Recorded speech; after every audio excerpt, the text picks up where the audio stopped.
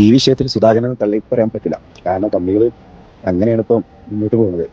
ഈ വയനാട് ടൗൺഷിപ്പ് ആയാലും ഈ പെൻഷൻ കാര്യത്തിലായാലും അവര് മുന്നോട്ട് വെക്കുന്ന കാര്യങ്ങളെല്ലാം ജനങ്ങളെ ഏറ്റെടുക്കുക. ഇങ്ങനെ എന്ത് കണ്ടിട്ട് ഇങ്ങനെ വിളിച്ചു പറഞ്ഞു മനസ്സിലാക്കും. അതിനെതിരെ എന്തെങ്കിലും ഒരു ഇത് ചെയ്യാനാൽ ഇത്തവണ നമ്മൾ പ്രതിപക്ഷത്തിരിക്കേണ്ടി വരും. കാരണം 10 കൊല്ലമായിട്ട് നമ്മൾ പ്രതിപക്ഷത്ത് തന്നെ.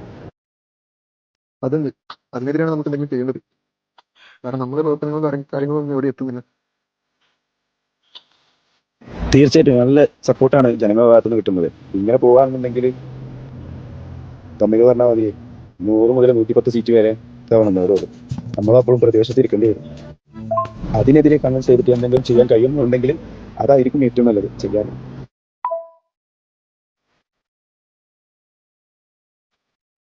നമ്മളെ പരിപാടി പച്ച പിടിക്കാത്ത പല കാര്യങ്ങളുണ്ട്. ഇതിലൊന്നെന്ന് പറഞ്ഞാൽ നമ്മുടെ നേതാക്കന്മാരുടെ കയ്യിലിരിക്കാൻ. എന്ന് പറഞ്ഞാൽ ഈ 11-14 കാലഘട്ടത്തിൽ ഈ സംഭവം എടുത്തവന്മാർ നല്ലോണം കളിക്കുന്നുണ്ട്. ഇതിനെതിരെ എന്തെങ്കിലും നമുക്ക് ചെയ്തേ പറ്റില്ല. കാരണം ഇലക്ഷൻ എടുത്ത് വരാൻ കുറഞ്ഞ ദിവസങ്ങളിൽ എന്ത് ചെയ്യുന്ന കളി കളിച്ചിട്ടാണ് ഒരു വലിയ തീരുമാനമാണെന്ന് നമ്മൾ ആലോചിക്കണം. നമ്മൾ എൽ ഡി എഫിനെതിരെ എന്തെടുത്തുകൊണ്ട് പ്രചാരണം നടത്തുന്ന കാരണം എന്തെടുത്ത് പ്രചാരണം നടത്തിയാൽ അവരെ ഏറ്റെടുക്കുന്നില്ല. ജനങ്ങൾ അത് വിശ്വസിക്കുന്നില്ല. അവരെ വിശ്വസിക്കാൻ പറ്റും എന്തെങ്കിലും ചെയ്യണം.